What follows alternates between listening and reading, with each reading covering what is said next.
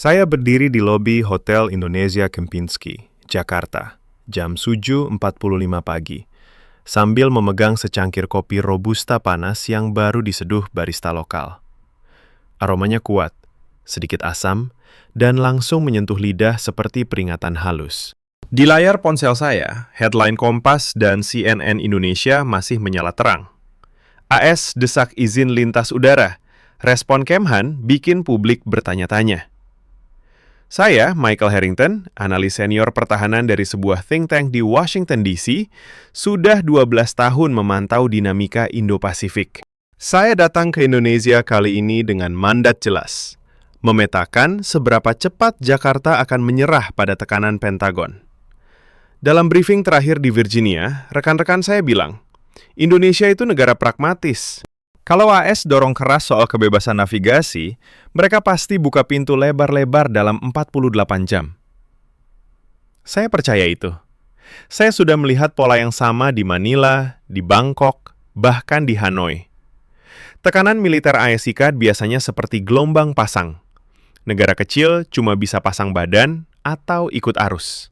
Tapi pagi itu, di lobi yang masih sepi, seorang petugas keamanan hotel mendekat dengan langkah pelan tapi pasti. Ia pria berusia sekitar 35 tahun. Seragam biru tua rapi, badge namanya tertulis Budi.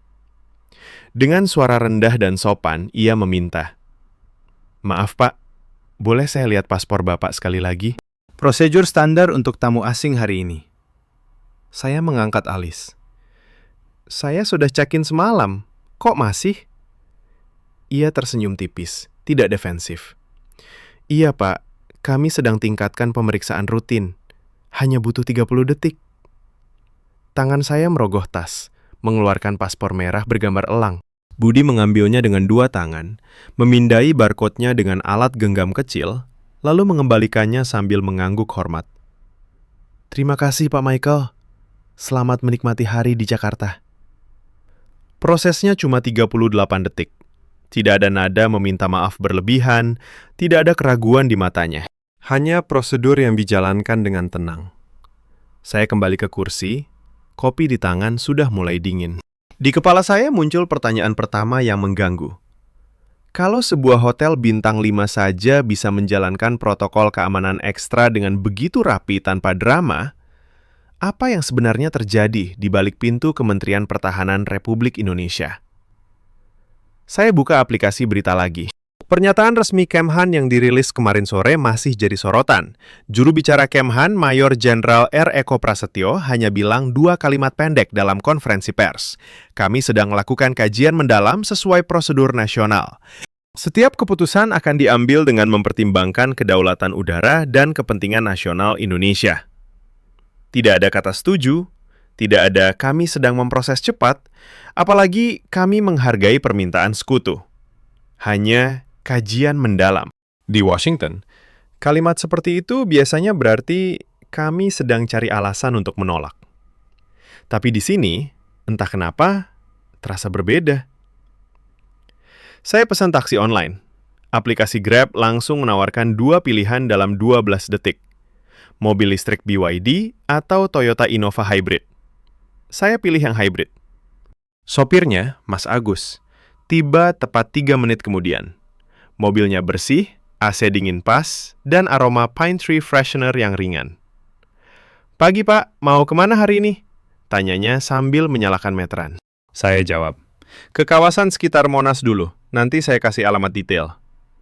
Ia mengangguk, tidak banyak bicara. Lalu lintas di Jalan Tamrin pagi itu padat, tapi mengalir. Tidak ada klakson panik, tidak ada potong-potongan liar. Di lampu merah, seorang pengendara motor di sebelah kami mengenakan helm full face dan masker, menunggu dengan sabar sambil melihat ke kiri kanan. Lampu hijau menyala. Semua bergerak bersama tanpa dorong-mendorong. Dalam perjalanan 23 menit itu, saya membaca ulang email dari atasan saya di DC. Fokus pada berapa lama mereka akan tunda. Kalau lebih dari 72 jam, itu sinyal lemah. Saya tersenyum kecil. Baru 24 jam saya di sini, dan sudah ada 3 hal kecil yang tidak sesuai skrip. Pemeriksaan paspor yang tegas tapi sopan.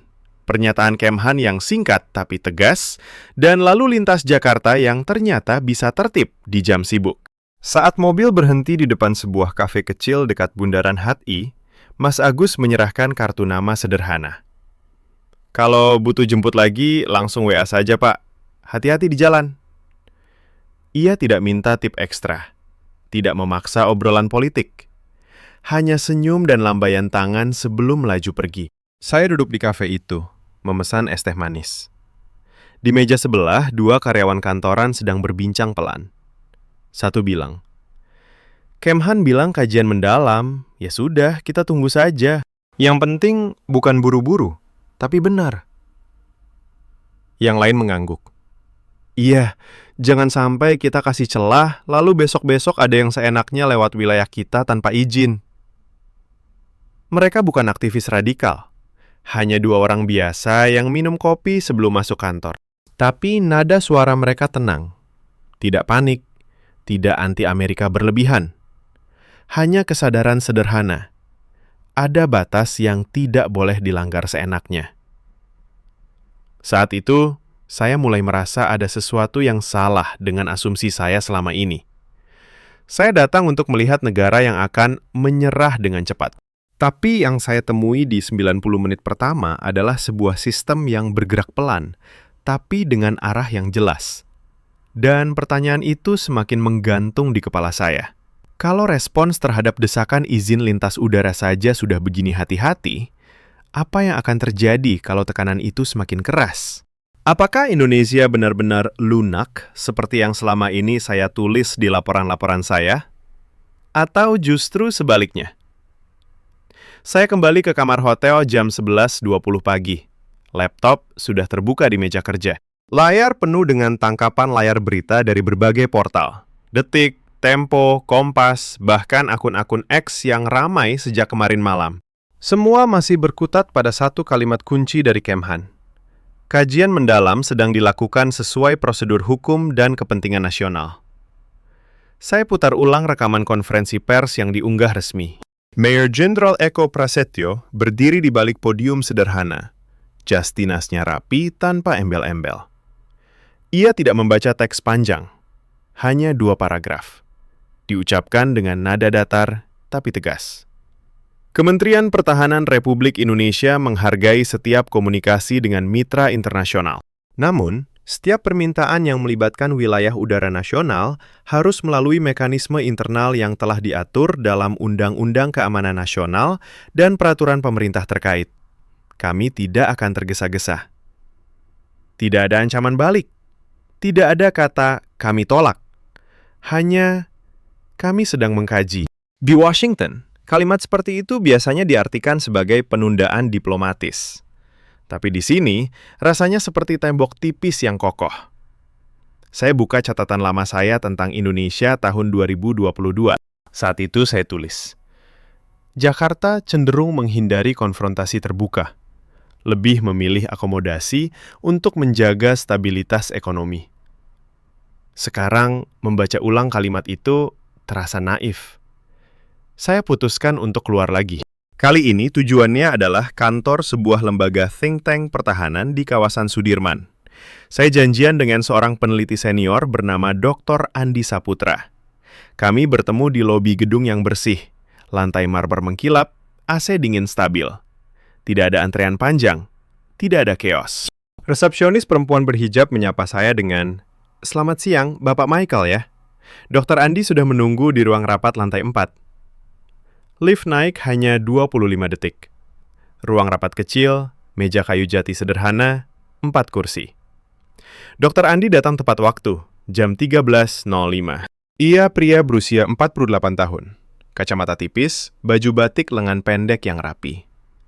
Kami berjabat tangan, lalu ia langsung buka laptopnya. "Pak Michael, saya tahu Anda datang karena isu izin lintas udara ini," katanya sambil menuang air putih ke gelas saya. "Mari kita bicara fakta, bukan spekulasi." Ia tunjukkan slide sederhana. Ada timeline.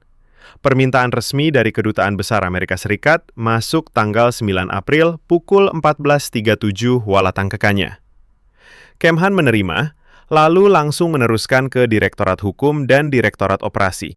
Dalam 48 jam, sudah ada rapat koordinasi internal dengan Kemlu, TNI AU, dan Badan Keamanan Laut.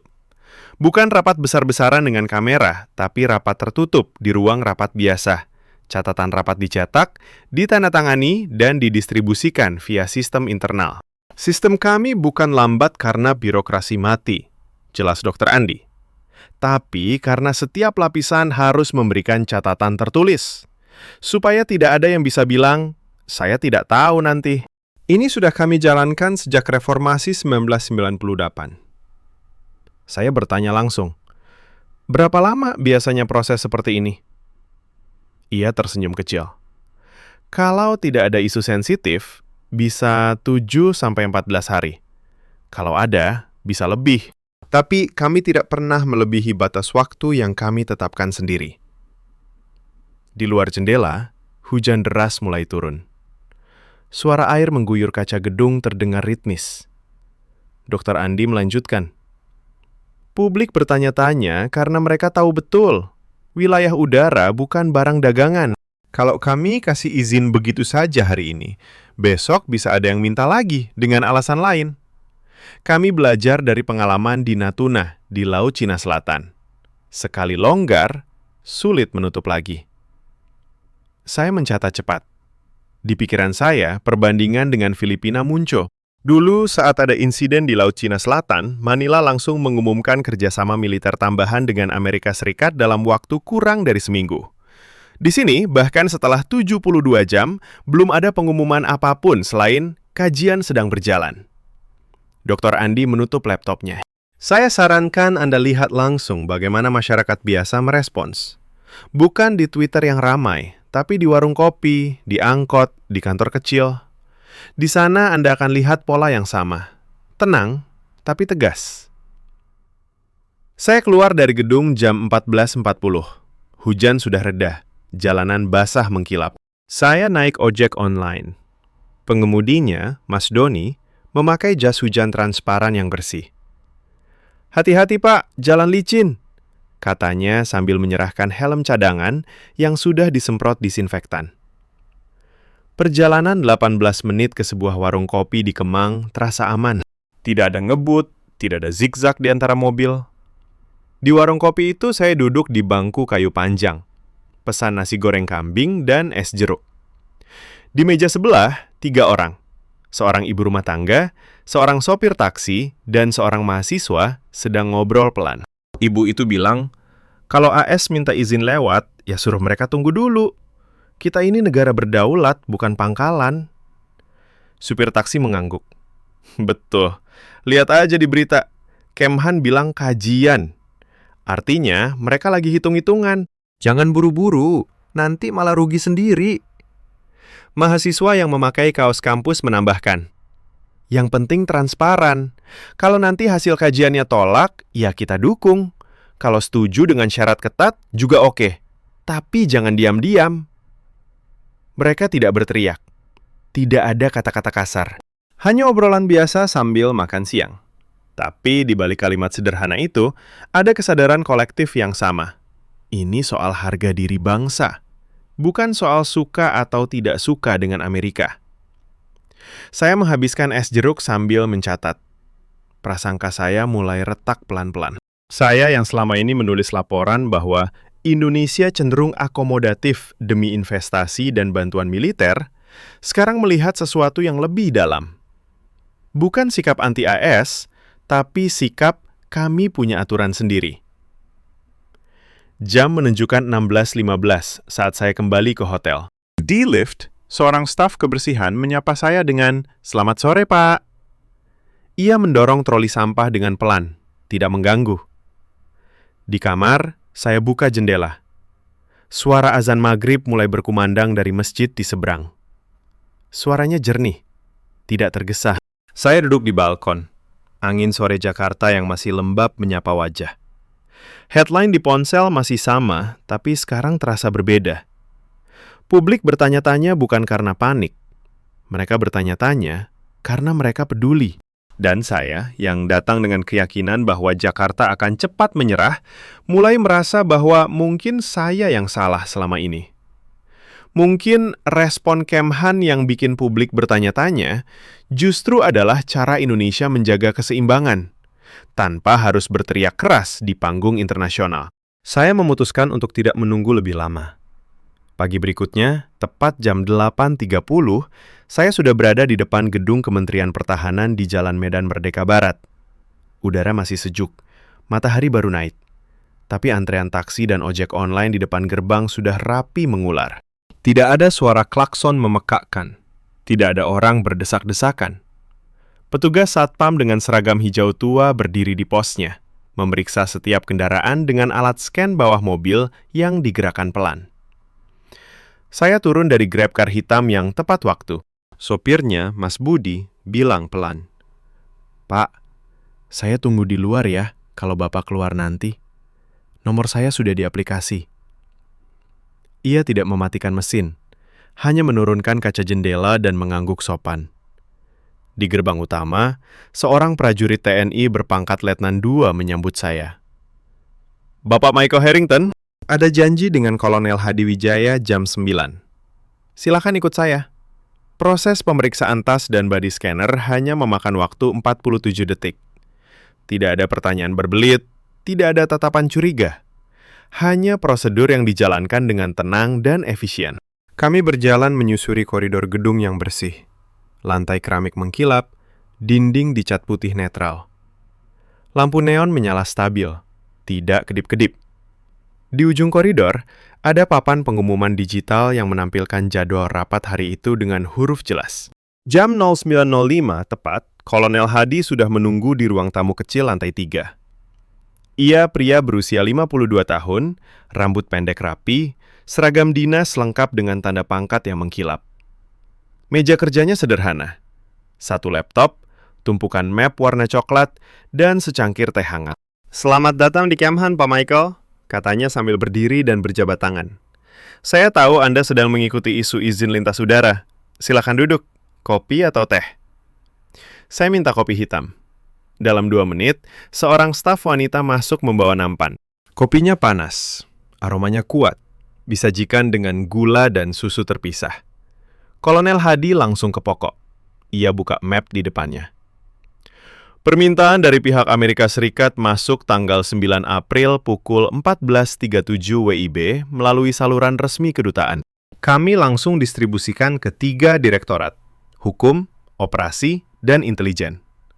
Setiap direktorat harus memberikan catatan tertulis dalam waktu maksimal 72 jam. Kemarin sore, kami sudah rapat koordinasi dengan Kemlu dan TNI AU. Hasilnya masih tahap kajian tahap 2. Saya bertanya, "Apa yang dimaksud kajian tahap 2? Ia menjelaskan dengan suara tenang, tanpa nada defensif. "Tahap 1 adalah verifikasi dokumen dan analisis awal risiko. Tahap 2 adalah simulasi dampak jika izin diberikan, terhadap lalu lintas sipil, terhadap radar pertahanan udara kita, terhadap protokol kedaulatan di atas wilayah Natuna dan sekitarnya. Semua harus didokumentasikan. Kami tidak mau ada celah yang bisa dimanfaatkan kemudian." Di dinding ruangan ada peta besar Indonesia dengan garis batas wilayah udara yang ditandai jelas. Kolonel Hadi menunjuk area di atas Laut Natuna Utara. "Di sini, tahun lalu kami sudah pernah alami peningkatan aktivitas asing. Karena itu, sekarang setiap permintaan lintas udara dievaluasi dengan standar yang sama." Saya mencatat cepat. Di Washington, proses seperti ini biasanya selesai dalam 24-48 jam, jika tekanan politik kuat. Di sini sudah masuk hari keempat, dan masih tahap 2. Tidak ada tanda-tanda akan dipercepat hanya karena desakan. Kolonel Hadi melanjutkan, "Publik bertanya-tanya karena mereka mengikuti berita. Kami tidak menyembunyikan proses. Setiap perkembangan kami sampaikan melalui juru bicara. Bukan untuk memprovokasi, tapi untuk menunjukkan bahwa keputusan ini bukan keputusan satu orang atau satu institusi. Ini keputusan negara." Saat itu, telepon di meja berdering pelan. Ia angkat, mendengar sebentar, lalu jawab singkat. Ya, catatan dari Direktorat Hukum sudah masuk. Masukkan ke sistem. Hanya itu. Tidak ada nada panik, tidak ada instruksi berbelit. Saya keluar dari gedung jam 10.45. Di gerbang, Mas Budi sudah menunggu dengan mobilnya yang bersih. Bagaimana Pak, lancar? Tanyanya sambil membukakan pintu. Saya mengangguk. Dalam perjalanan kembali ke hotel, saya membuka catatan lama saya tentang respons negara-negara Asia Tenggara terhadap permintaan militer Amerika Serikat. Di Thailand, izin sering keluar dalam 36 jam. Di Singapura, bahkan lebih cepat. Di Indonesia, hari ini saya melihat sendiri. Setiap langkah dicatat, setiap risiko dihitung, setiap koordinasi dilakukan tanpa tergesa. Siang harinya, saya janjian dengan seorang aktivis mahasiswa di sebuah kampus swasta di Depok. Namanya Rina, mahasiswi semester 7 jurusan Hubungan Internasional. Kami bertemu di kantin kampus, yang ramai tapi tertib. Mahasiswa berlalu lalang dengan nampan makanan. Suara obrolan tidak berisik. Rina datang tepat waktu, membawa laptop dan notes kecil. Pak Michael, saya tahu Anda dari Amerika, katanya sambil memesan es teh. Banyak teman saya yang bilang, kenapa Aisaskan selalu mendesak? Tapi kami tidak anti Amerika, kami hanya ingin prosesnya transparan dan menghormati kedaulatan. Ia tunjukkan thread Twitter yang ia ikuti. Bukan thread penuh emosi, tapi diskusi panjang tentang undang-undang penerbangan dan implikasinya terhadap pertahanan udara. Kami belajar dari kasus MH370 dan insiden di Laut Cina Selatan. Kalau kami kasih izin tanpa kajian matang, besok bisa ada drone atau pesawat tanpa awak yang lewat tanpa pemberitahuan. Saya bertanya, apa pendapat kalian kalau Kemhan akhirnya menolak? Rina tersenyum tipis. Kami akan dukung, asal alasannya jelas. Kalau setuju dengan syarat ketat seperti pemberitahuan 72 jam sebelumnya dan hak inspeksi, juga oke. Yang penting bukan ikut-ikutan, tapi punya posisi sendiri. Obrolan kami berlangsung 50 menit. Tidak ada teriakan, tidak ada spanduk. Hanya mahasiswa biasa yang membaca dokumen, mendiskusikan, dan menyampaikan pendapat dengan bahasa yang tertib. Saat saya pamit, Rina bilang, kalau Bapak masih di Jakarta, datang lagi ke diskusi kami minggu depan. Kami suka dengar perspektif luar, tapi kami juga ingin perspektif luar dengar kami. Sore harinya saya duduk di balkon hotel lagi. Angin sore bertiup pelan. Di ponsel, berita terbaru masih sama. Kemhan belum keluarkan keputusan final. Kajian masih berlanjut. Publik masih bertanya-tanya. Tapi tidak ada demonstrasi besar. Tidak ada chaos di jalanan. Saya membuka laptop dan menulis catatan harian. Hari ini saya melihat langsung bagaimana mesin birokrasi pertahanan Indonesia berputar. Bukan cepat, bukan lambat secara acak, tapi dengan ritme yang disengaja. Setiap dokumen dicatat, setiap rapat didokumentasikan, setiap suara publik didengar tanpa harus mengganggu proses negara. Prasangka saya yang lama mulai retak lebih dalam. Saya yang dulu yakin Indonesia akan memberi izin dalam waktu singkat demi menjaga hubungan, sekarang melihat bahwa ketenangan mereka justru adalah bentuk kekuatan. Dan pertanyaan itu semakin kuat. Berapa lama lagi proses ini akan berjalan? Dan apa yang akan saya temukan kalau saya terus mengikuti dari dekat? Saya menghabiskan sore itu dengan berjalan kaki di sekitar kawasan Tamrin. Jam 16.50, langit masih terang. Suhu 29 derajat. Angin lembab khas Jakarta. Di trotoar yang lebar dan bersih, orang-orang berlalu lalang dengan langkah biasa. Seorang ibu muda mendorong stroller sambil memegang tangan anaknya yang berusia sekitar 5 tahun. Anak itu melambai ke arah saya sambil bilang, "Halo Om," dengan suara riang. Ibu itu tersenyum maaf. "Maaf ya Pak, anak saya suka ramah sama bule." Lalu mereka melanjutkan jalan tanpa menghalangi orang lain. Saya masuk ke sebuah minimarket modern di pinggir jalan. Antrean di kasir hanya 3 orang. Kasir, perempuan berusia 28 tahun, menyapa setiap pelanggan dengan, "Selamat sore Bapak Ibu." Ia scan barang dengan cepat, tangannya lincah, tapi tidak terburu-buru. Saat giliran saya membayar sebotol air mineral dan roti, ia bilang, "Total Rp28.500, Pak. Pakai QRIS atau cash?" Proses pembayaran selesai dalam 18 detik. Tidak ada mesin yang error, tidak ada antrean macet. Saya keluar dengan tas kecil di tangan, merasa aneh karena hal sekecil itu terasa berbeda dari ekspektasi saya tentang kekacauan kota besar di negara berkembang. Malam harinya, jam 19.30, saya naik taksi ke sebuah warung kopi legendaris di daerah Kemang. Tempatnya ramai, tapi tidak berisik. Meja-meja kayu panjang, lampu kuning hangat, aroma kopi tubruk dan rokok kretek tipis bercampur. Saya duduk di sudut, memesan kopi susu dan pisang goreng. Di meja sebelah ada kelompok 6 orang. 3 mahasiswa, 2 karyawan swasta, dan seorang ibu guru SD. Mereka sedang membahas berita yang sama. Seorang mahasiswa laki-laki berkaos hitam polos bilang pelan sambil mengaduk kopinya. Kemhan bilang kajian mendalam. Saya setuju. Kalau langsung kasih izin, besok ASC bisa minta lagi untuk latihan militer tanpa pemberitahuan. Kita ini punya wilayah udara sendiri. Ibu guru mengangguk sambil mengunyah pisang goreng. Betul. Anak-anak di sekolah saya juga ngobrol soal ini. Mereka bilang, "Bu, kenapa orang asing mau lewat rumah kita tanpa izin?" Saya jawab, "Karena kita negara merdeka, Nak. Harus ada aturannya." Karyawan swasta yang memakai kemeja lengan pendek menambahkan, "Yang penting bukan anti-AS. Saya kerja di perusahaan yang banyak mitra Amerika." Tapi soal kedaulatan itu beda. Kalau kita longgar sekali, nanti investor juga yang rugi, karena wilayah kita dianggap tidak aman. Obrolan mereka mengalir selama 40 menit. Tidak ada yang meninggikan suara. Tidak ada yang memaki. Hanya diskusi biasa sambil minum kopi dan makan camilan. Sesekali ada tawa kecil ketika salah satu bilang, "Kalau saya jadi presiden, saya suruh mereka isi formulir dulu, baru boleh lewat." Tapi langsung diikuti kalimat, "Tapi ya, kita tunggu keputusan resmi saja." Saya mendengarkan tanpa ikut campur. Di kepala saya, bayangan demonstrasi besar di Bangkok atau Manila saat isu serupa muncul dulu.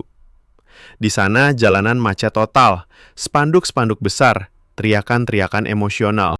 Di sini hanya obrolan di warung kopi yang tenang, tapi setiap kalimat membawa kesadaran yang sama. Ini soal harga diri bangsa.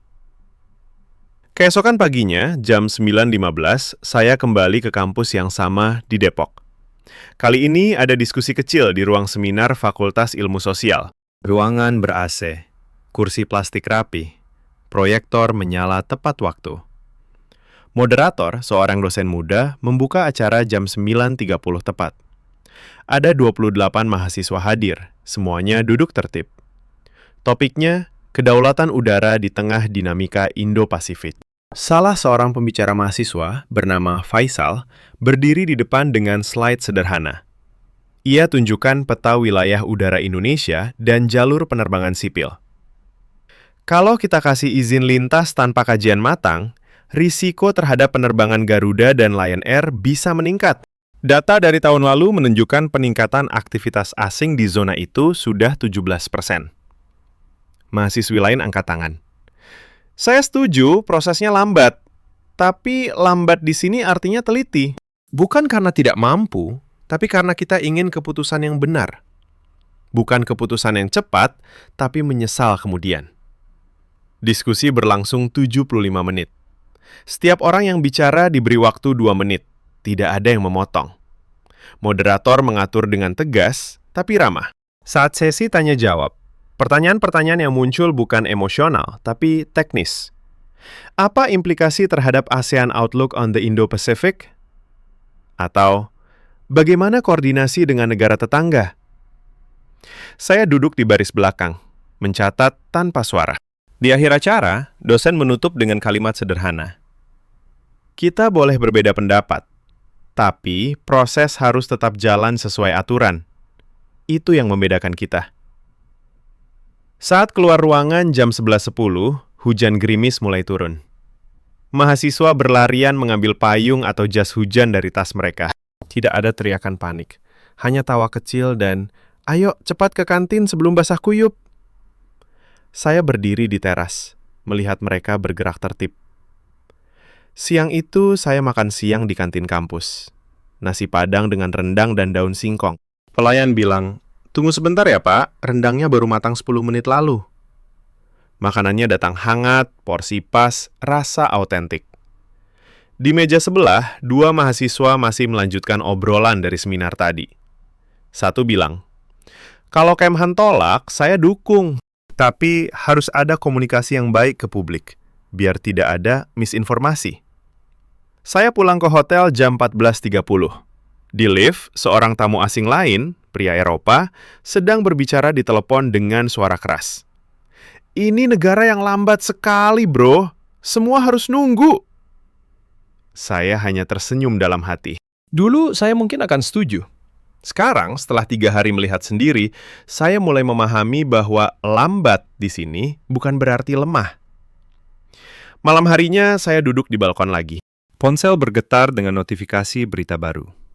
Kemhan, kajian tahap 3 dimulai besok pagi, melibatkan simulasi teknis dengan TNI AU. Publik masih bertanya-tanya, tapi suasana di jalanan, di warung, di kampus tetap tenang. Saya buka laptop dan menulis satu kalimat di catatan harian.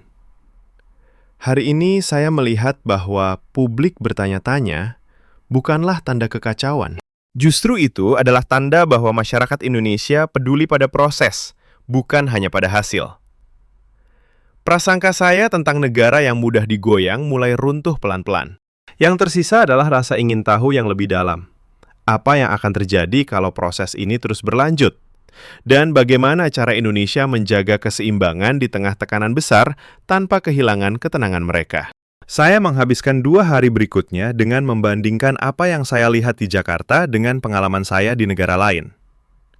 Jam 8.15 pagi di hari kelima, saya duduk di kafe kecil dekat Hotel Indonesia Kempinski. Laptop terbuka, sambil memesan kopi tubruk dan roti bakar. Layar penuh dengan file lama saya. Laporan tentang respons Thailand tahun 2023 saat Aripa Serikat meminta izin latihan militer bersama di Teluk Thailand. Waktu itu, keputusan keluar dalam 41 jam. Bangkok langsung setuju dengan catatan koordinasi teknis. Tidak ada kajian mendalam yang diumumkan ke publik. Saya buka file lain, Filipina 2024. Desakan izin lintas udara di atas Laut Cina Selatan dijawab dalam 29 jam. Manila mengumumkan kerjasama yang lebih erat dengan sekutu sambil menandatangani MOU baru. Jalanan di Makati sempat macet karena demonstrasi kecil, tapi semuanya selesai cepat. Di Singapura, proses bahkan lebih cepat. Saya ingat briefing di Sentosa tahun lalu. Izin diberikan dalam 18 jam karena kebutuhan operasional bersama. Tidak ada diskusi panjang di warung kopi. Tidak ada mahasiswa yang membahas simulasi risiko.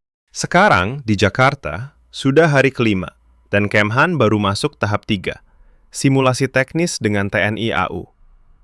Saya cek berita pagi ini. Juru bicara masih bilang kalimat yang sama. Kajian berjalan sesuai prosedur. Hasil akan diumumkan setelah semua lapisan selesai. Tidak ada kebocoran, tidak ada bocoran ke media asing, tidak ada tekanan internal yang terlihat. Saya tutup laptop dan naik taksi ke Bandara Soekarno-Hatta. Bukan untuk pulang, tapi untuk melihat bagaimana infrastruktur besar beroperasi di tengah isu sensitif ini. Jam 10.40, Terminal 3 ramai, tapi mengalir. Antrean imigrasi untuk penumpang internasional hanya 12 menit. Petugas imigrasi perempuan berhijab memeriksa paspor saya dengan cepat. Scan sidik jari, lalu stempel dengan satu gerakan halus. "Selamat datang kembali di Indonesia, Pak," katanya sambil tersenyum tipis. Di area kedatangan, saya melihat kru maskapai Garuda Indonesia sedang briefing singkat sebelum shift. Mereka berdiri rapi di depan counter, mendengarkan instruksi supervisor dengan tenang. Tidak ada telepon berdering panik, tidak ada karyawan yang lari-larian.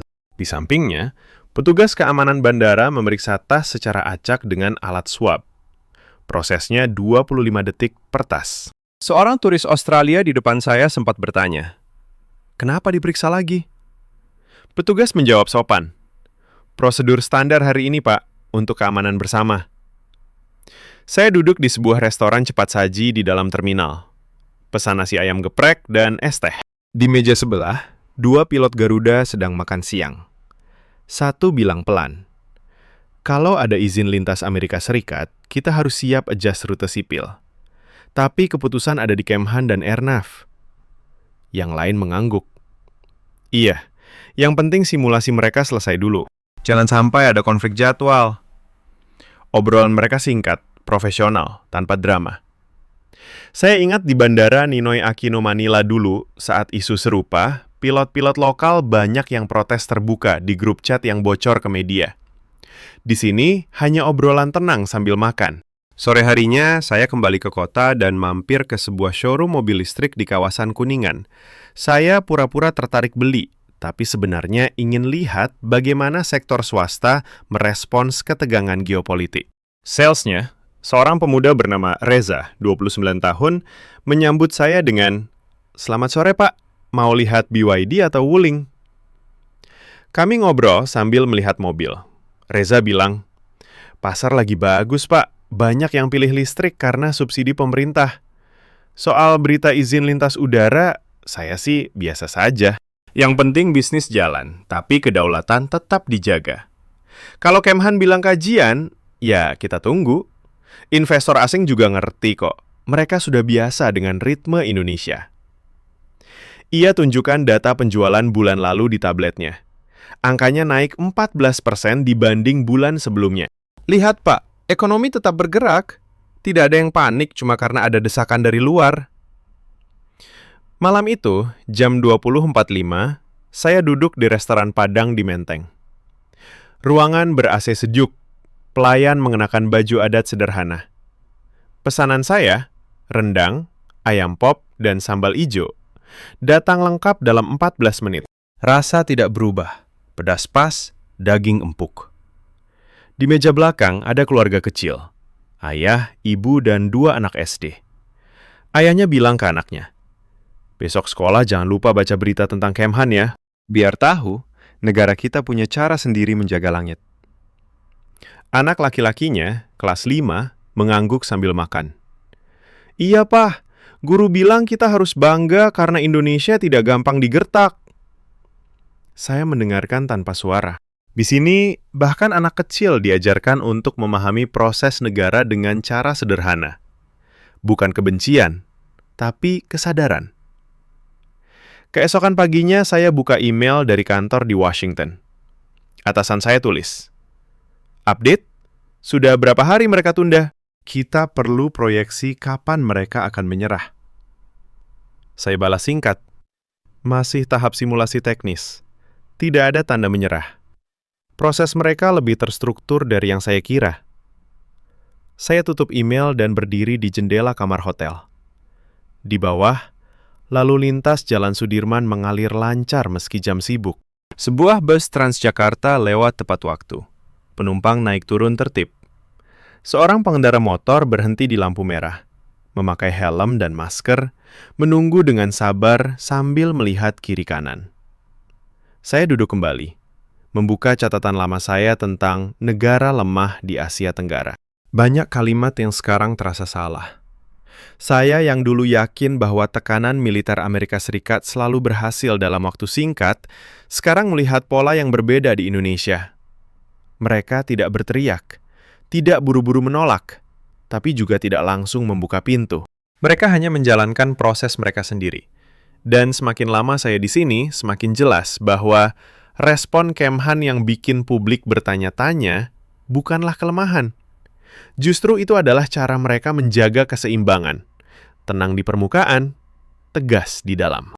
Saya mulai menulis laporan sementara untuk diri sendiri. Perbandingan dengan negara tetangga menunjukkan bahwa Indonesia memilih ritme yang berbeda. Bukan karena tidak mampu cepat, tapi karena mereka memilih untuk tidak tergesa.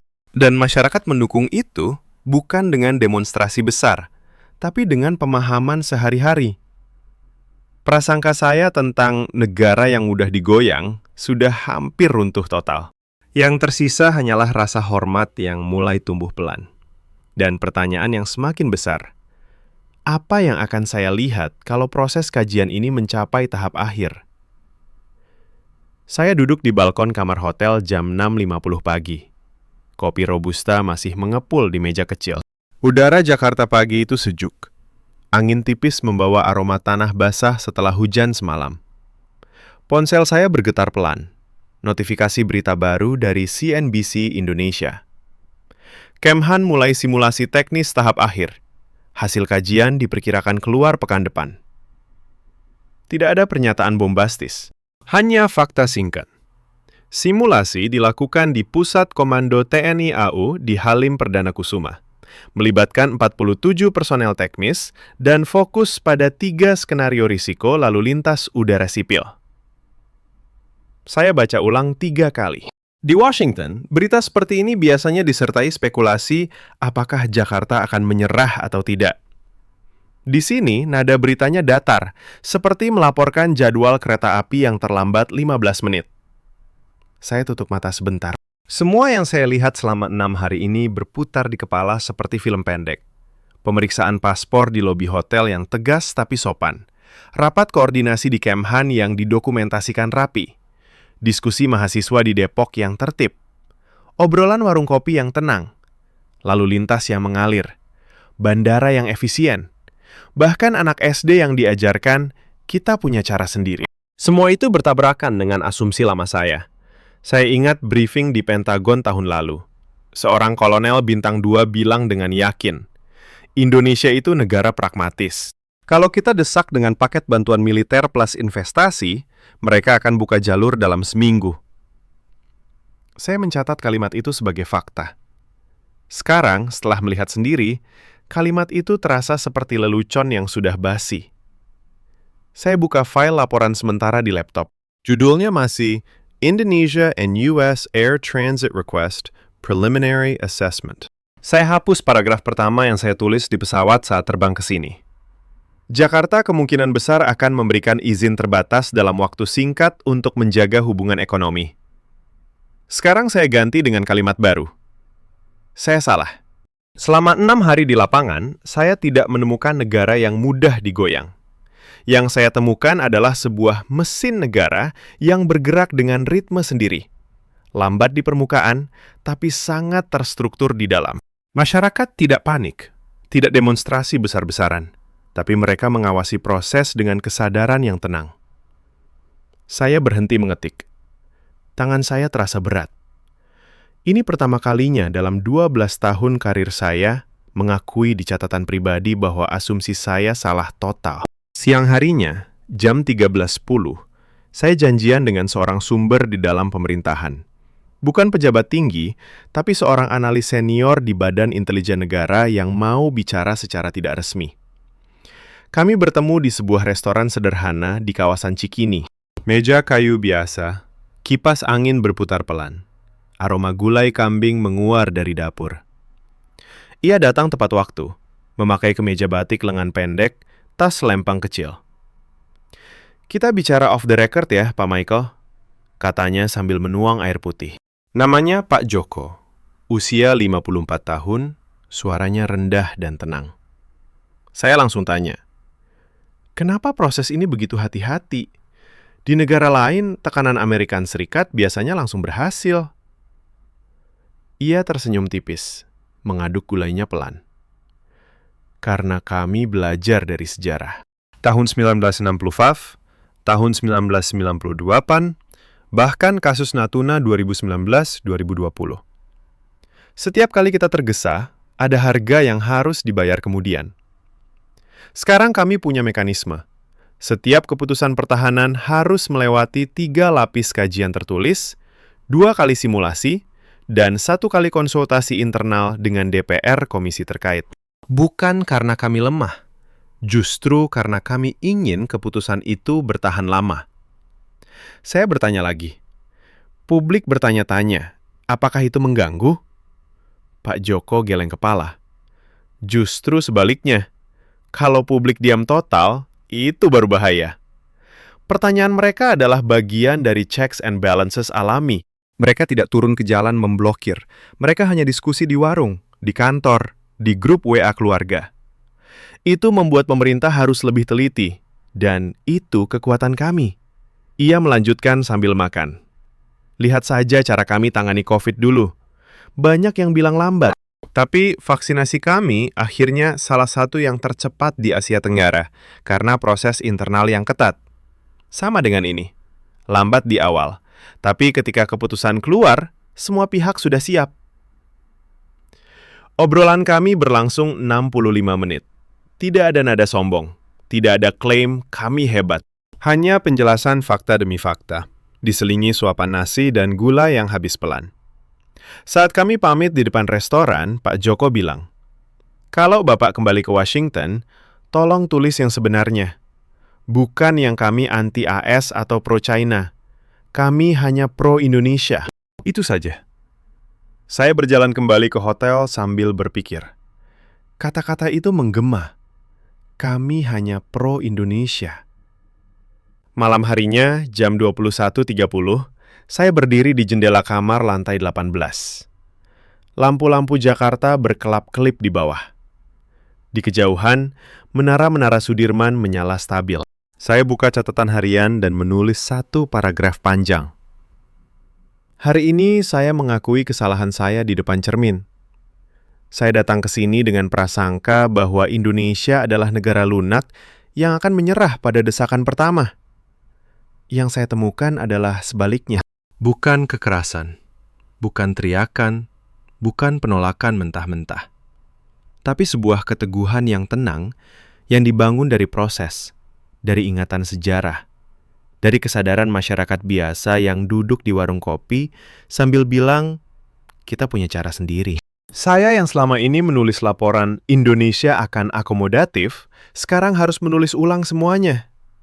Dan itu membuat saya merasa kecil, tapi juga lega. Saya simpan file itu lalu matikan lampu. Di kegelapan, suara azan Isya berkumandang pelan dari masjid dekat hotel. Suaranya jernih, tidak tergesa, seperti seluruh kota ini. Untuk pertama kalinya dalam perjalanan ini, saya tidur dengan pikiran yang benar-benar berubah. Prasangka lama saya sudah hancur. Yang tersisa adalah sebuah pertanyaan baru yang lebih jujur. Apa yang sebenarnya membuat Indonesia tetap teguh di tengah badai besar tanpa harus berteriak?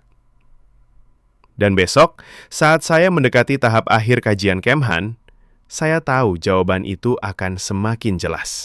Saya bangun jam 5.40 pagi, sebelum alarm berbunyi.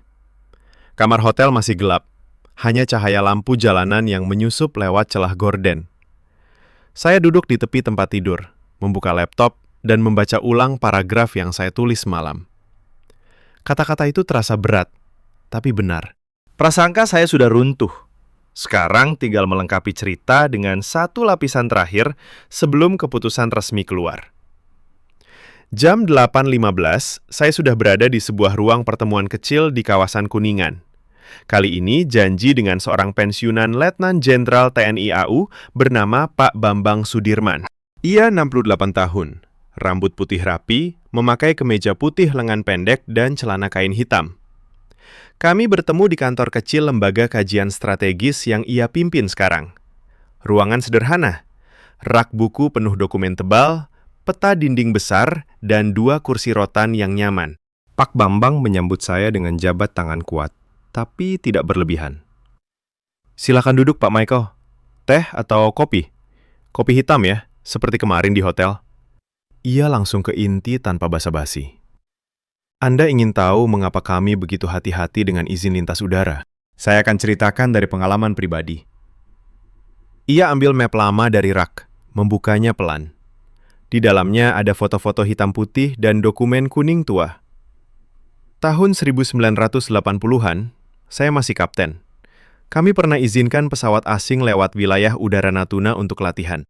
Waktu itu kami pikir, tidak apa-apa, sekutu. 6 bulan kemudian, ada aktivitas yang tidak sesuai kesepakatan. Radar kami mendeteksi jalur yang berbeda. Kami protes. Mereka bilang hanya kesalahan navigasi. Tapi kami sudah kehilangan kepercayaan. Ia tutup map itu dengan pelan.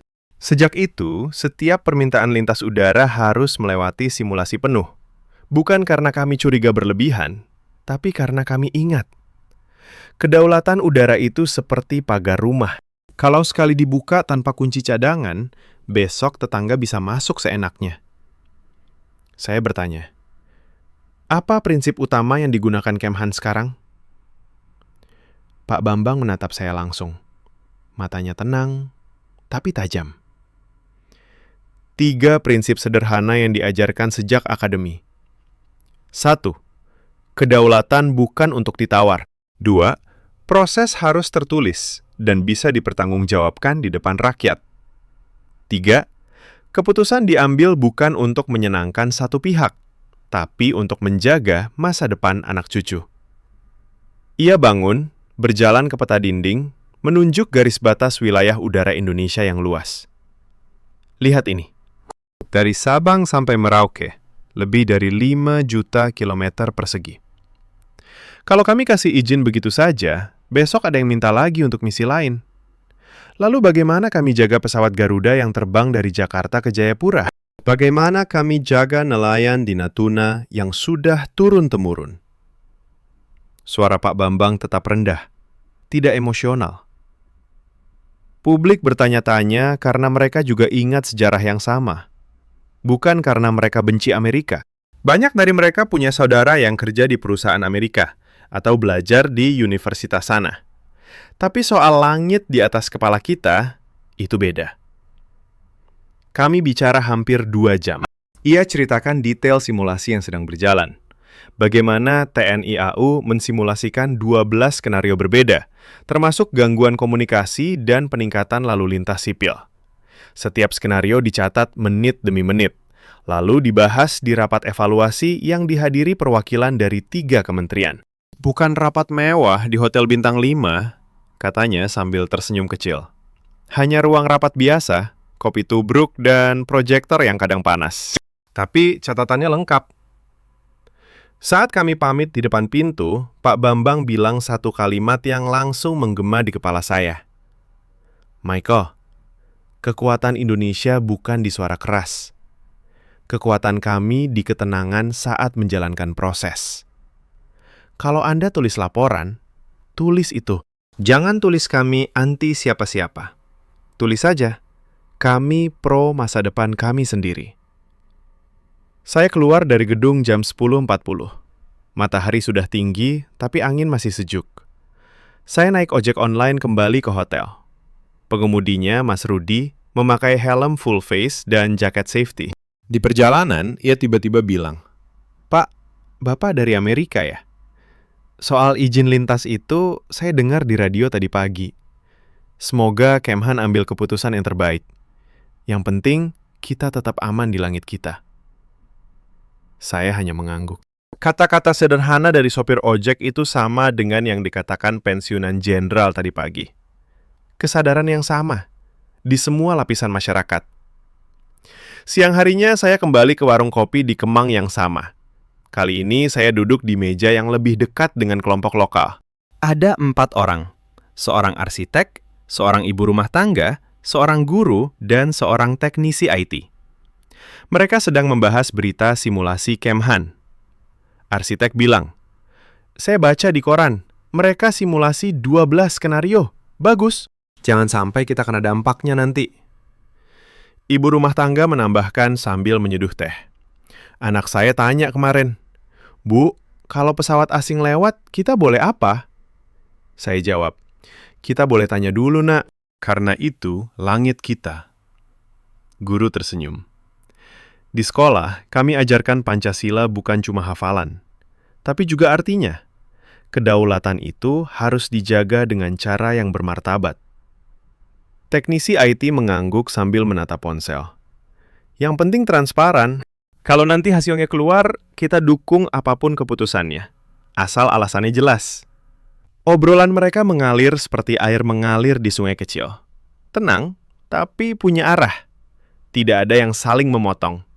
Tidak ada yang meninggikan suara. Hanya orang-orang biasa yang peduli pada negara mereka dengan cara yang paling sederhana. Dengan akal sehat dan kesabaran.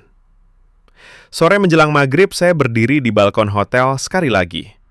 Azan berkumandang dari beberapa masjid sekaligus. Suaranya bercampur jadi satu nada yang damai. Di bawah, lampu-lampu mobil menyala seperti aliran sungai merah dan putih yang tertib. Jakarta tidak berhenti. Ekonomi berjalan. Orang-orang tetap bekerja. Tapi di balik semua itu, ada sebuah kesadaran kolektif yang saya baru pahami benar setelah 7 hari ini. Saya buka laptop dan mulai menulis bagian penting dari laporan akhir saya ke Washington. Saya datang dengan keyakinan bahwa Indonesia akan menyerah pada desakan.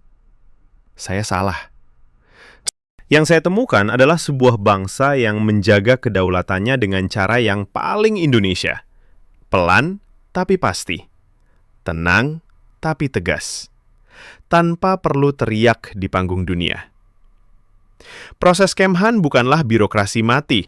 Itu adalah cermin dari masyarakat yang belajar dari sejarah, yang mendiskusikan di warung kopi, yang mengajarkan anaknya untuk bertanya kenapa sebelum mengatakan ya. Dan itu, bagi saya, adalah bentuk kekuatan yang jarang saya lihat di negara lain. Saya simpan file itu.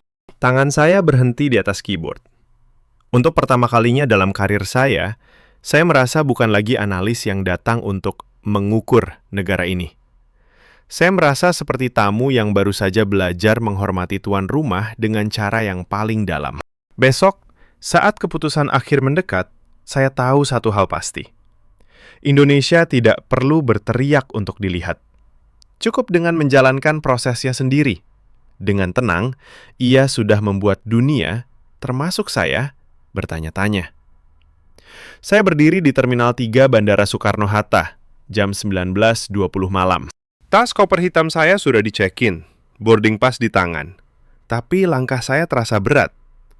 Pesawat saya ke Washington via Doha akan lepas landas jam 22.45. Masih ada waktu 3 jam, tapi saya tidak buru-buru masuk ke lounge. Saya pilih duduk di kursi tunggu dekat jendela besar yang menghadap landasan pacu. Lampu-lampu runway berkelap-kelip biru dan putih. Pesawat Garuda dan Lion Air sedang take off dan landing dengan ritme yang teratur. Tidak ada delay panjang. Tidak ada pengumuman panik. Hanya suara lembut dari speaker. Garuda Indonesia penerbangan GA XXXX siap boarding di gate 14. Di tangan saya ada secangkir kopi tubruk terakhir yang saya beli di kedai dalam terminal. Aromanya masih kuat. Pahit manis seperti kenangan 7 hari ini. Saya buka ponsel untuk terakhir kali sebelum mode pesawat. Berita terbaru dari Kemhan muncul di layar. Setelah menyelesaikan simulasi teknis tahap akhir, Kementerian Pertahanan RI akan mengumumkan keputusan resmi mengenai permintaan izin lintas udara dalam 72 jam ke depan. Semua pihak diminta menunggu hasil kajian lengkap. Masih tidak ada kata setuju atau tolak. Hanya 72 jam lagi. Publik masih bertanya-tanya, tapi suasana di bandara tetap tenang. Di bangku sebelah saya, seorang ibu muda dari Surabaya sedang menenangkan anak balitanya yang rewel. Ia bisik pelan. Sabarlah, Nak. Sebentar lagi naik pesawat. Kita pulang ke rumah. Anak itu diam, lalu tertidur di pangkuannya. Tidak ada teriakan, tidak ada drama. Saya menatap layar ponsel sekali lagi, lalu membuka folder laporan akhir Indonesia Air Transit. Saya baca ulang bagian penutup yang saya tulis tadi sore di hotel. Saya datang ke Jakarta sebagai analis pertahanan yang yakin Indonesia adalah negara pragmatis yang akan menyerah pada tekanan pertama dari Washington. Saya pulang dengan keyakinan yang hancur total. Selama 7 hari, saya melihat bukan kekacauan, bukan kelemahan, bukan sikap anti-barat. Saya melihat sebuah bangsa yang menjalankan kedaulatannya dengan cara yang paling tenang dan paling Indonesia. Di hotel, petugas keamanan memeriksa paspor dengan sopan tapi tegas dalam 38 detik. Di Kemhan, setiap dokumen dicatat, setiap rapat didokumentasikan, setiap risiko dihitung tanpa tergesa. Di warung kopi Kemang, orang biasa berbicara tentang langit negara mereka sambil minum es teh. Tanpa teriakan, tanpa spanduk. Di kampus Depok, Mahasiswa mendiskusikan simulasi risiko dengan data, bukan emosi. Di bandara, proses berjalan efisien meski isu sensitif sedang memuncak. Bahkan supir ojek dan anak SD berbicara dengan kesadaran yang sama. Ini langit kita. Indonesia tidak menolak dengan keras. Indonesia tidak langsung membuka pintu dengan senyum lebar. Indonesia hanya menjalankan prosesnya sendiri. Pelan, teliti, tertib, dan penuh martabat. Publik bertanya-tanya bukan karena panik. Mereka bertanya-tanya karena mereka peduli. Dan itulah yang membuat saya, seorang analis dari Washington, akhirnya mengerti. Kekuatan sejati sebuah negara bukan di seberapa cepat ia menyerah atau menolak. Kekuatan sejati ada di kemampuannya menjaga keseimbangan. Tanpa harus berteriak, tanpa harus buru-buru, tanpa harus kehilangan dirinya sendiri. Saya salah selama 12 tahun memantau kawasan ini. Indonesia bukan negara lunak. Indonesia adalah negara yang tenang, tapi teguh. Terima kasih, Jakarta.